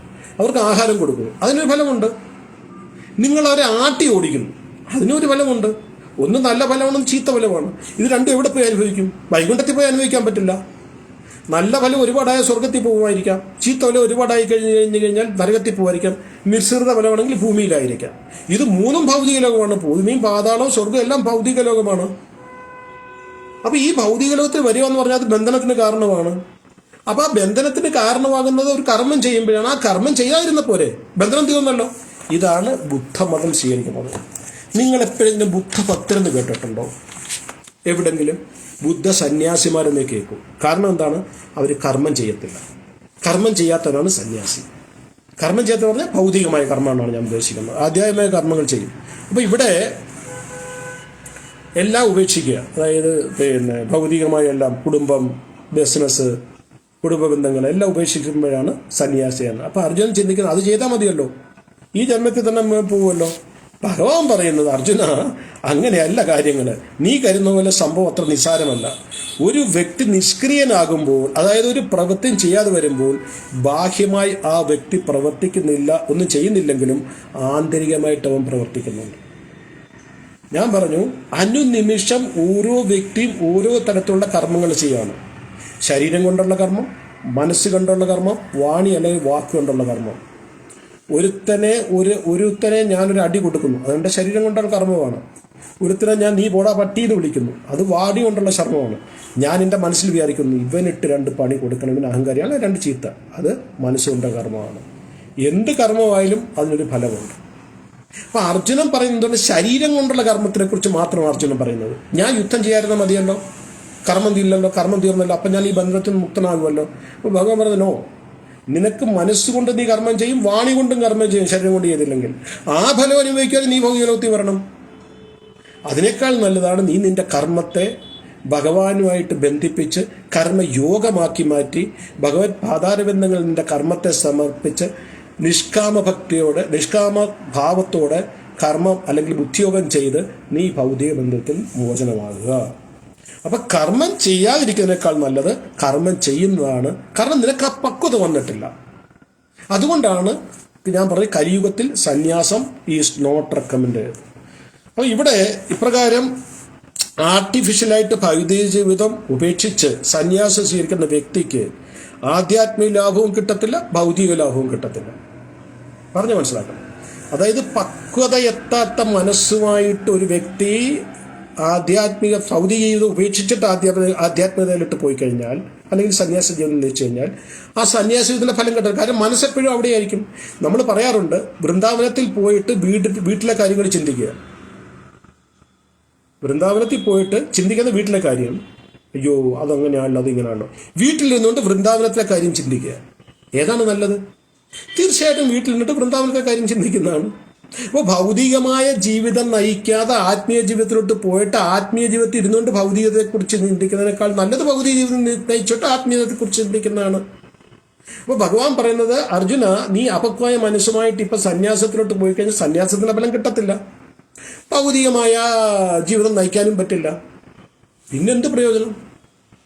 അതിനേക്കാൾ നല്ലത് നിന്റെ കർത്തവ്യം ചെയ്യുക, ആത്മീയത അതിനകത്ത് സമന്വയിപ്പിക്കുക. അപ്പോൾ അത് കർമ്മയോഗമായി മാറും. അപ്പോൾ ഇവിടെ രണ്ടിൻ്റെ ഇടയിൽ, അതായത് ഭൗതികയുടെ ആത്മീയതയുടെ ഇടയിൽ കിടക്കുന്ന കൺഫ്യൂഷനായി ഇങ്ങനെയുള്ള ആൾക്കാരാണ്, കൺഫ്യൂഷനായിട്ടാണ് പലരും സന്യാസം സ്വീകരിക്കുന്നതും പിന്നെ സന്യാസം ഉപേക്ഷിക്കുന്നതും. പല സന്യാസിമാരും സ്ത്രീകളുമായിട്ടുള്ള ബന്ധത്തിലും മദ്യപാനത്തിലൊക്കെ പിടിക്കുകയൊക്കെ ചെയ്യുന്നത്. അപ്പോൾ സത്യസന്ധനായ ഒരു കർമ്മയോഗി, അതായത് കർമ്മത്തെ ഭഗവാനുമായിട്ട് ബന്ധിപ്പിച്ച് ആത്മാവുമായിട്ട് ബന്ധിപ്പിച്ച ഒരു കർമ്മയോഗി ഒരു അഭിനവ സന്യാസിയേക്കാൾ ശ്രേഷ്ഠമാണ്. അതായത് സന്യാസം സ്വീകരിച്ച് അപക്വമായ മനസ്സുമായിട്ട് സന്യാസം സ്വീകരിച്ച ഒരു വ്യക്തിയേക്കാൾ എത്രയും ശ്രേഷ്ഠം എന്ന് പറഞ്ഞാൽ കർമ്മയോഗി, അതായത് കർമ്മം ചെയ്യുന്ന ഒരു വ്യക്തി, സത്യസന്ധനായ ഒരു കർമ്മയോഗിയാണ്. അപ്പോൾ മൂന്നാമത്തെ അധ്യായത്തിൽ 7ാമത്തെ ശ്ലോകത്തിൽ ഭഗവാൻ ഒരു പുതിയ ഉപദേശം ഭഗവാൻ തരികയാണ്. 3ാമത്തെ അധ്യായത്തിൽ 7ാമത്തെ ശ്ലോകത്തിൽ ഒരു പുതിയ ഉപദേശം ഭഗവാൻ തരികയാണ്. നമുക്ക് ആ ശ്ലോകം അതിൻ്റെ അർത്ഥം കൂടി നോക്കാം. തസ്തിന്ദ്രിയാണി മനസ നിയമ്യ ആരഭതേ അർജുന കർമ്മേന്ദ്രിയ കർമ്മയോഗം അസക്ത സ വിശിഷ്യതേ. മറ്റൊരു തരത്തിൽ പറഞ്ഞാൽ, നേരത്തെ ഭഗവാൻ പറഞ്ഞ കാര്യങ്ങളാണ് നമ്മൾ ചർച്ച ചെയ്തത്. ആത്മാർത്ഥയുള്ള ഒരാൾ പ്രവർത്തനനിരതരായ ഇന്ദ്രിയങ്ങളെ മനസ്സിലായി നിയന്ത്രിക്കാൻ ശ്രമിച്ചുകൊണ്ട് ആസക്തി കൂടാതെ കൃഷ്ണാബോധപരമായ കർമ്മങ്ങൾ ഏർപ്പെടുകയാണെങ്കിൽ അയാളാണ് അത്യുത്തമൻ. ഉത്തമനായ വ്യക്തി സന്യാസി എന്നല്ല ഭഗവാനോട് പറഞ്ഞു. ആരാണ്? കൃഷ്ണാവബോധമായ കർമ്മങ്ങളിൽ ഏർപ്പെടുകയാണെങ്കിൽ ആസക്തി കൂടാതെ, അതായത് മനസ്സിനെ നിയന്ത്രിക്കാൻ എളുപ്പമല്ല, മനസ്സിനെ നിയന്ത്രിക്കാൻ ശ്രമിച്ചുകൊണ്ട്, ഇന്ദ്രിയങ്ങളെ മനസ്സിനെ നിയന്ത്രിക്കാൻ ശ്രമിച്ചുകൊണ്ട് ആസക്തി കൂടാതെ ആത്മാർത്ഥതയോടെ ഒരാൾ പ്രവർത്തനനിരതമായി കൃഷ്ണാബോധപരമായ കർമ്മങ്ങളിൽ ഏർപ്പെടുകയാണെങ്കിൽ അയാളാണ് ഏറ്റവും ഉത്തമൻ എന്നുള്ളത്. അതായത് ആത്മസാക്ഷാത്കാരത്തിന് വേണ്ടി ശ്രമിക്കുന്ന വ്യക്തി ശാസ്ത്രങ്ങളിൽ പറഞ്ഞിരിക്കുന്ന പ്രകാരം ഒരു സന്തുലന ജീവിതം നയിക്കണം. മാത്രമല്ല അനാസക്ത ഭാവത്തോടെ തൻ്റെ ഉത്തരവാദിത്തങ്ങൾ നിറവേറ്റിക്കൊണ്ടിരിക്കുകയും വേണം. ഇത് വളരെ ഒരു ഇച്ചിരി ജടിലമായ വിഷയമാണ്. ഇത് നമുക്ക് വിശദമായിട്ട് അടുത്ത ക്ലാസ്സിൽ ചർച്ച ചെയ്യാം. എനിക്കറിയാം ഇത് കുറച്ച് ടഫായിട്ട് നിങ്ങൾക്ക് തോന്നിക്കാണും. അതിന് ഒരു കാര്യം കൂടെ ചെയ്യുക, ഇത് നിങ്ങൾ ഒന്നുകൂടി കേൾക്കുക ആദ്യം മുതൽ. എന്തെങ്കിലും മനസ്സിലാകാതെ പോയിട്ടുണ്ടെങ്കിൽ ദയവ് ചെയ്ത് മെസ്സേജ് അയയ്ക്കുക, അല്ലെങ്കിൽ കമൻറ്റ് ബോക്സിൽ എഴുതി പറയുക, അല്ലെങ്കിൽ ഫോൺ ചെയ്യുക, എന്ത് വേണമെങ്കിലും ചെയ്യുക. പക്ഷെ മനസ്സിലാക്കാതെ, ഈ 3ാമത്തെ അധ്യായം മനസ്സിലാക്കാതെ, 3ാമത്തെ തുടങ്ങിയതുള്ളൂ, 7 ശ്ലോകങ്ങളെ ആയിട്ടുള്ളൂ. 3ാമത്തെ അധ്യായത്തിൽ നമുക്ക് ഒരുപാട് പോകാനുണ്ട്. ഒരുപാട് കാര്യങ്ങൾ ഇതിനകത്താണ്. പിന്നെ പരിത്രാണായ സാധുനം, അത് 4ാമത്തെ അധ്യായത്തിലല്ലേ? 3ാമത്തെ അധ്യായത്തിലുണ്ട്. 3 പോയിന്റ് അത് ഓർമ്മ വരുന്നില്ല. എന്തായാലും 3ാമത്തെ അധ്യായത്തിൽ ഒരുപാട് കാര്യങ്ങൾ പറയാനുണ്ട്. 3ാമത്തെ അധ്യായത്തിൽ 4ാമത്തെ അധ്യായത്തിൽ അത് മൂന്നാമത്തെ അധ്യായത്തിൽ ഒരുപാട് ടെക്നിക്കലായിട്ട് കാര്യങ്ങൾ കർമ്മയോഗത്തിനെ കുറിച്ച് പറയുന്നുണ്ട്. അത് മനസ്സിലാക്കാൻ നമ്മൾ മുമ്പോട്ട് പോയാൽ ബാക്കിയുള്ള അധ്യായങ്ങൾ നമുക്ക് മനസ്സിലാക്കാൻ പറ്റില്ല. കാരണം ബാക്കിയുള്ള ഇനിയും വരുന്ന എല്ലാം ഈ മൂന്നാമത്തെ അധ്യായമായിട്ട് അടിസ്ഥാനപരമായിട്ട് ബന്ധപ്പെട്ടതാണ്. അതുകൊണ്ട് മൂന്നാമത്തെ അധ്യായം ശരിക്കും മനസ്സിലാക്കിയിട്ട് വേണം മുമ്പോട്ട് പോകേണ്ടത്. അതുകൊണ്ട് എല്ലാ വ്യാഴാഴ്ചയുള്ള പ്രഭാഷണം കേൾക്കുക, മനസ്സിലാക്കാത്ത ചോദിക്കുക, ഗീത വായിക്കുക, പഠിക്കുക, മനസ്സിലാക്കുക. ഈ ജീവിതത്തിൽ തന്നെ നമുക്ക് ഈ ഭൗതിക ബന്ധത്തിൽ നിന്നും വെളിയിൽ പോകാനുള്ള ഒരു വഴി നമ്മൾ തന്നെ ഒരുക്കുക. അപ്പോൾ എല്ലാവർക്കും ഒത്തിരി നന്ദി. ഹരേ കൃഷ്ണ ഹരേ കൃഷ്ണ കൃഷ്ണ കൃഷ്ണ ഹരേ ഹരേ ഹരേ രാമ രാമ രാമ ഹരേ ഹരേ. അടുത്ത വ്യാഴാഴ്ച നമുക്ക് വീണ്ടും കാണാം. അതുവരെ എല്ലാവർക്കും ഞായറാഴ്ച സൺഡേ ഒരു കാര്യം പറയാം. 6-ാം തീയതി ഏകാദശിയാണ്. എൻ്റെ ഏറ്റവും വലിയൊരു റിക്വസ്റ്റ് എന്ന് പറഞ്ഞാൽ ദയവേത് ഏകാദശി വ്രതം നോക്കുക. ഏകാദശി വ്രതം നോക്കാതെ പോകരുത്. ഏകാദശിയാണ് ഏറ്റവും പ്രധാനമായിട്ടുള്ള ഒരു ആധ്യാത്മിക കാര്യം എന്ന് പറയുന്നത് ഏകാദശി വ്രതമാണ്. ഏകാദശി നടക്കേണ്ട എങ്ങനെയാണ് ചെയ്യേണ്ടതെന്ന് വെച്ച് കഴിഞ്ഞാൽ ഫസ്റ്റ് ഓപ്ഷൻ എന്ന് പറഞ്ഞാൽ നിർജ്ജല ഏകാദശി. അതായത് ദശമിയുടെ അന്ന് രാത്രി മുതൽ ദ്വാദശി ദിവസം രാവിലെ വരെ, അതായത് രാവിലെ ഇപ്പം എന്ന് പറഞ്ഞു കഴിഞ്ഞാൽ സമയം ഞാൻ പറയാം, ശ്രമിക്കണം. ഏകദേശം 6-ാം തീയതിയാണ്. പാരൻ ടൈം എന്ന് പറഞ്ഞാൽ രാവിലെ 6-ഉം 10-നും ഇടയ്ക്കാണ്. 6-10 ഇടയ്ക്ക് നമുക്ക് പാരൻ ടൈം വരുമ്പോൾ നമുക്ക് ആ സമയം വരെ ജലം പാനം ചെയ്യാതെ നോക്കാം. അങ്ങനെ പറ്റാത്തൊരു വെള്ളം കുടിച്ചുകൊണ്ട് ചെയ്യാം. അതിനും പറ്റാത്തൊരു ഫ്രൂട്ട്സോ എല്ലാം കഴിച്ചുകൊണ്ട് ചെയ്യാം. അതിനും പറ്റാത്തവർ അന്നങ്ങൾ ഉപേക്ഷിച്ചിട്ട്, അന്നങ്ങൾ എന്ന് പറയുമ്പോൾ ഗോതമ്പ്, അരി ഇതെല്ലാം വരും അതിനകത്ത്. നാട്ടിൽ ചിലരുണ്ട് അരിയാഹാരം ഉപേക്ഷിച്ചിട്ട് ഗോതമ്പ് പുട്ടുണ്ടാക്കി കഴിച്ചിട്ട്, അതും അന്നമാണ്. അന്നാഹാരം കഴിക്കാൻ നമുക്ക് ഭൂമിക്ക് വേണ്ടി ഉണ്ടാകുന്ന കപ്പ, കാച്ചിൽ അതൊക്കെ കഴിച്ചിട്ട് കഴിക്കാം. എങ്ങനെയായാലും ശരി ഉപവാസം അനുഷ്ഠിക്കണം. ചൈതന്യമാപ്പുറോട് ചൈതന്യവി ചോദിക്കുന്നുണ്ട്, എനിക്കെന്താണ് ഉപദേശം ചോദിക്കുമ്പോൾ ചൈതന്യപ്പുറം ഒരേ ഉപദേശം പറയുള്ളൂ, മത അമ്മ അവിടുന്ന് ഏകാദശി വ്രതം അനുഷ്ഠിക്കണം. സാക്ഷാൽ ഭഗവാനാണ് പറയുന്നത്. അപ്പോൾ ഏകാദശി എല്ലാവരും നോക്കണമെന്നുള്ള പ്രതീക്ഷയുണ്ട്. പ്രാർത്ഥനയാണ് എൻ്റെ എല്ലാവരും നോക്കുക. അത് ആത്മീയ ഉന്നതിക്ക് ഒരുപാട് സഹായിക്കും. ഹരേ കൃഷ്ണ. എല്ലാവർക്കും ഒത്തിരി നന്ദി. ഹരേ കൃഷ്ണ.